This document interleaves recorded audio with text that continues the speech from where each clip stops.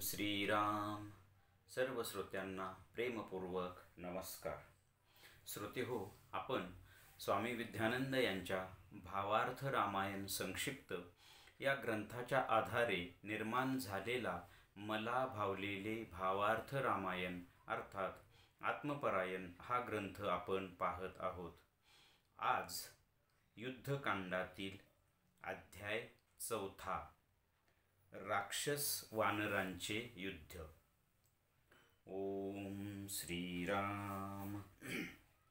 श्रीराम प्रभूंच्या वानर सेनेने आक्रमण केले आहे ही वार्ता ऐकून रावण चिंतित होतो.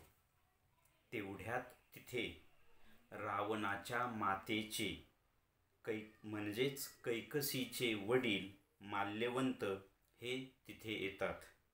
ते पंडित, ज्ञानी व वृद्ध आणि अनुभवी असतात. ते रावणास सांगतात की सीतेला परत पाठव, नाहीतर विनाश हा ठरलेलाच आहे. तेव्हा रावण आपल्या आजोबांच्या या उपदेशाचा धिक्कार करतो व नवीन योजना तयार करतो. त्याला माहीत असते की विभीषण लंकेविषयी सर्व काही जाणतो आहे, म्हणून मग लंकेच्या सुरक्षेकरिता तो नवीन योजना तयार करतो. आता आपण साधकाच्या दृष्टीने पाहू. साधकाच्या या अध्यात्म प्रवासात आता साधकाचे आत्मस्वरूप सद्गुरू म्हणजेच श्रीराम आपल्या शुद्ध मंडळींना म्हणजेच वानरसेनेला आदेश देतात की आता या अशुद्ध मंडळींच्या म्हणजेच राक्षसांच्या ठिकाणी शुद्धीकरण प्रक्रिया सुरू करा व जे या प्रक्रियेला साथ देणार नाहीत त्यांचा विनाश करा.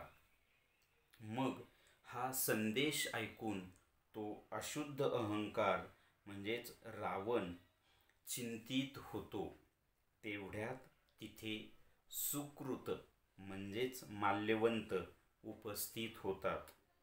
आता हे सुकृत म्हणजे त्या अशुद्ध अहंकाराची माता ममता म्हणजेच कैकसी व या ममतेचे ते सुकृत हे पिता आहेत.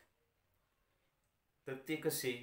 व या सुकृतामधूनच ममतेची निर्मिती होते. म्हणजे साधकाकडून जी सुकृते होतात त्या सुकृताविषयीचीच ममता साधकाच्या ठिकाणी निर्माण होते व या ममतेच्या अशुद्ध मायेतून या अशुद्ध अहंकाराची निर्मिती होते.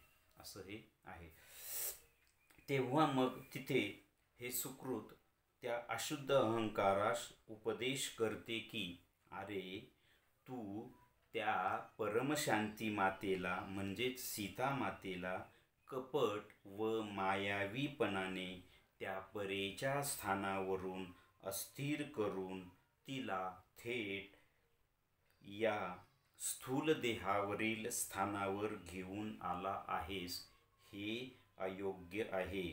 तेव्हा तू आता तिला पुन्हा तिच्या स्वस्थानावर म्हणजेच परेच्या ठिकाणी सुस्थापित कर व त्या आत्मस्वरूप सद्गुरूंना शरण जाऊन त्या शुद्धीकरण प्रक्रियेत सहभागी होऊन शुद्ध हो, अन्यथा तुझ्या या अशुद्धपणासहित व तुझ्या संपूर्ण कुळासहित तुझ्या अस्तित्वाचा विनाश झाल्याशिवाय राहणार नाही.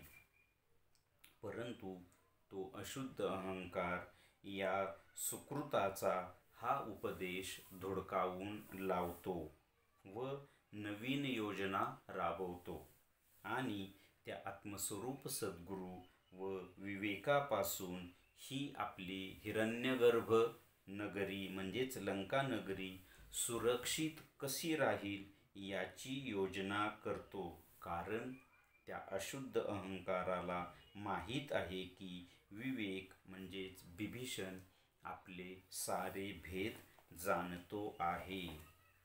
आता आपण याचं थोडक्यात सार पाहण्याचा प्रयत्न करूया.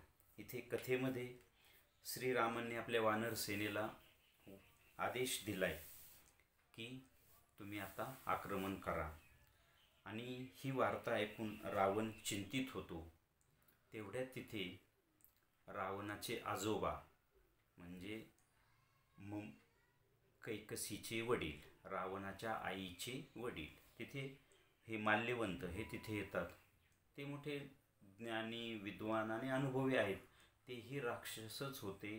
त्यांनीही याच्यापूर्वी देवदेवतांना तो खूप त्रास दिला, परंतु नंतर ते शहाणे झाले, अनुभवी झाले, ज्ञानी झाले. मग त्या अनुभवाच्या बळावरती रावणाला सांगतात की तू जी सीतेला पळून आणलंस ना, ते अयोग्य केलेस. तिला परत रामाकडे पाठवून दे आणि श्रीरामांना शरण जा, नाहीतर तुझ्या संपूर्ण या राक्षस जातीचाच विनाश होईल. मात्र हा रावण अहंकारीच असतो ना. तो आपल्या आजोबांचा उपदेश धिक्कारतो आणि आता लंकेची रक्षा कशी करावी याची तो नवीन योजना करतो. कारण त्याला माहिती आहे आता की बिभीषण लंकेविषयीचे सगळे मर्म, सगळे वर्म श्रीरामांना सांगेल, म्हणून त्याची तो योजना करतो. आता हीच कथा साधकाच्या दृष्टीने आपण पाहायचा थोडक्यात प्रयत्न करूया.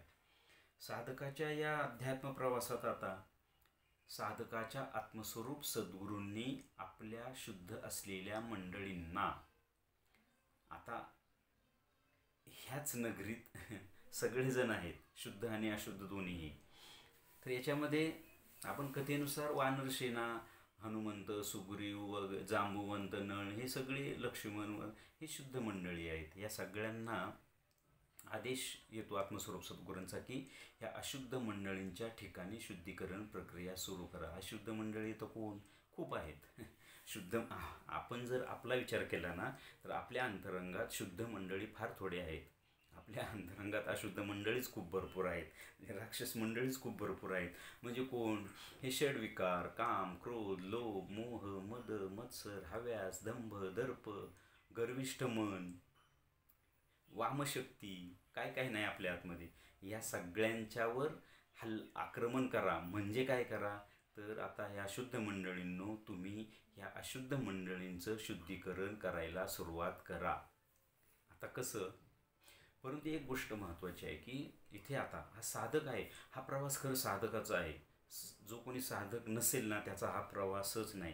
कारण साधकाचा प्रवास हा मनापासून आणि प्राणापासून सुरू होतो. इथे कथेमध्ये साधकाचा मन प्राण शुद्ध झालेले आहे. त्याच्याकडं शुद्ध आता विवेक आहे, त्याच्याकडं दिव्य मन आहे, त्याच्याकडं शुद्ध झालेलं मन आहे, शुद्ध झालेला अहम आहे, शुद्ध झालेले चित्त आहे, सात्विक बुद्धी आहे,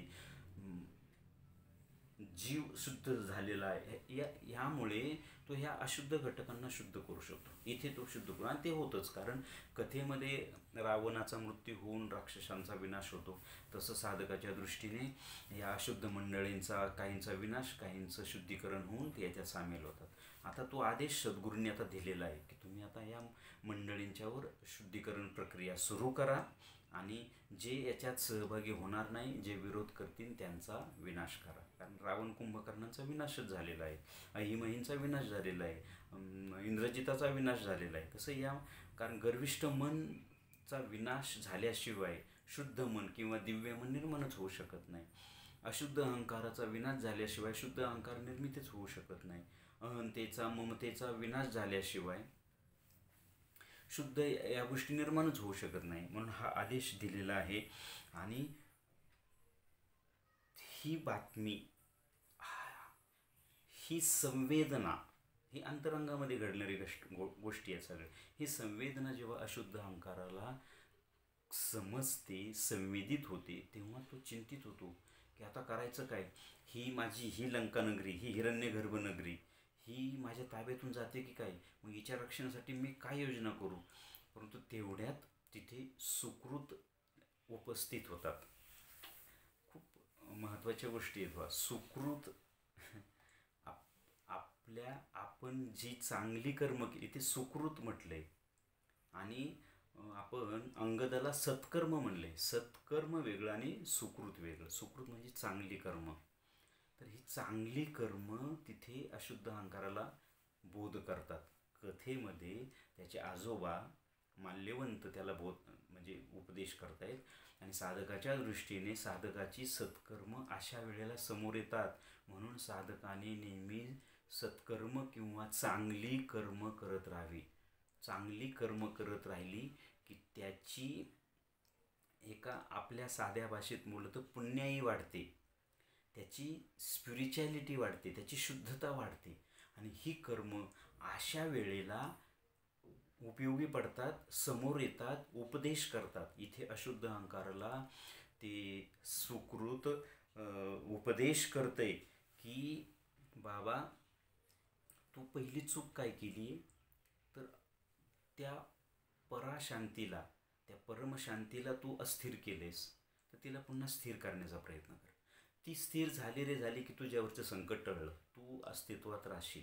पण तू तसा राहणार नाहीस, तर तू शुद्ध अहंकार या अस्तित्वात राहशील.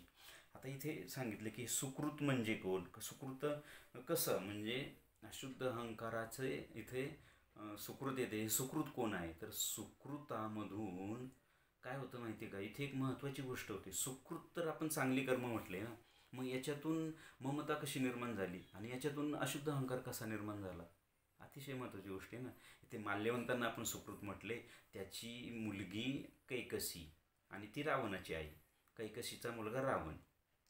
तसं इथं सुकृतातून ममता, ममतेतून अशुद्ध अहंकार हे कसं निर्माण होतो, तर साधक जेव्हा सुकृत करतो ना, म्हणजे चांगली कर्म करतो आणि मग त्याला त्या सुकृताचाही अहंकार येतो, अहम येतो, त्याची त्याला ममता निर्माण होते. म्हणजे कशी बघा, आता अध्यात्मामध्ये एक गोष्ट आहे बरं का, जे कोणी अध्यात्म करतात त्यांच्यासाठी, साधक असेल त्यांच्यासाठी, जे हे काही नाहीच त्यांना याच्याशी काही म्हणजे संबंधच नाही, ते त्याच्यामध्येच असतात, कुठल्या मायेत, ममतेत, अहंकारात वगैरे वगैरे. परंतु साधकाकडून जेव्हा सुकृत घडतात, चांगली कर्म घडतात, त्याची त्याला ममता. हां, त्याला काय वाटतं, म्हणजे बघा, मी यात्रा करतो, मी साधना करतो, मी भक्ती करतो, मी पुण्यकर्म करतो, मी होम हवन यज्ञ नामस्मरण जप ध्यान हे सगळं करतो, याची त्याला ममता निर्माण होते ह्या कर्माविषयीची. ती होऊन नाही दिली पाहिजे. आणि ती ममता निर्माण झाली की ममतेतून अहंकार निर्माण होतो. म्हणजे मी साधक, मी ज्ञानी, मी यात्रा करतो, मी सगळ्यांपेक्षा वेगळा आहे, मी भक्ती करतो, मी जप करतो, हा सुद्धा अशुद्ध अहंकारच आहे. कारण यातूनच तर मग त्याचे पतन होत होत तो आणखी मग साधना सोडून देतो, भक्ती सोडून देतो आणि सामान्य लोकांच्याही खालच्या स्तरावर येतो. म्हणजे या सुकृतामधूनच ममता निर्माण होऊ शकते आणि ममतेमधूनच अशुद्ध अहंकार निर्माण होऊ शकतो. म्हणून साधकाने खूप जपलं पाहिजे. इथे खूप विरोधाभास वाटतो ना, म्हणजे सुकृत आणि ममता हा विरोधाभास. ममतेतून अशुद्ध अहंकार निर्माण होतो हे साहजिक आहे, परंतु सुकृतातून ममता कशी निर्माण होते, आणि हेच खरं इंगित आहे अध्यात्मामधलं, की या कर्मा म्हणून साधकाला समज असली पाहिजे, अंडरस्टँडिंग असली पाहिजे, त्याला त्याचं ज्ञान असलं पाहिजे की मी जरी हे सत्कर्म करत असलो तर याची ममता ठेवायची नाही, झालं ईश्वराला समर्पण. म्हणून सरेंडर ही सगळ्यात मोठी गोष्ट आहे. अरविंदांनी त्यामुळे तर ही महत्त्वाची त्रिसूत्री सांगितली, aspiration, rejection and complete surrender. ईश्वरा प्राप्तीची प्रचंड तळमळ, वाटेत आडव्या येणाऱ्या गोष्टींचा त्याग आणि संपूर्ण समर्पण. संपूर्ण समर्पण असलं ना, म्हणजे माझ्या सत्कर्मांच्या विषयीची मला ममता निर्माण होणार नाही आणि त्या ममतेमधून मग अशुद्ध अहंकार निर्माण होणार नाही. तर ही गोष्ट साधकाने खूप जपली पाहिजे. आणि पुन्हा पुढे जाऊन सुकृताचा हा सल्ला तो अशुद्ध अहंकार धिक्कारतो. रावण माल्यवंताचा उपदेश धिक्कारतो.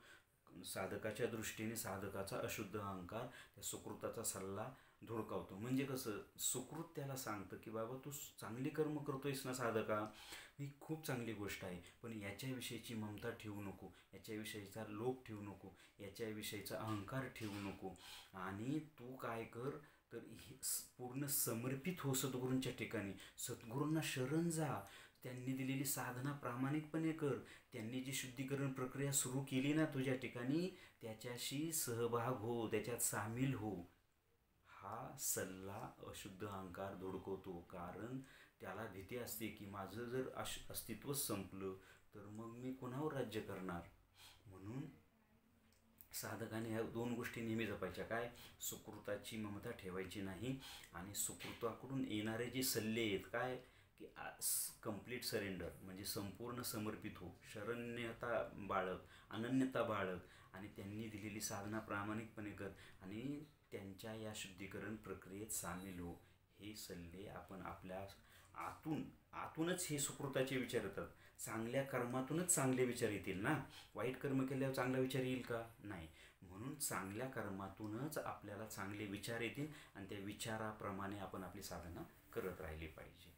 हेच या अध्यायाचं सार आहे असं मला वाटतं. श्रीरामार्पणमस्तु. हरिओम तत्सत. ब्रह्मार्पणमस्तु.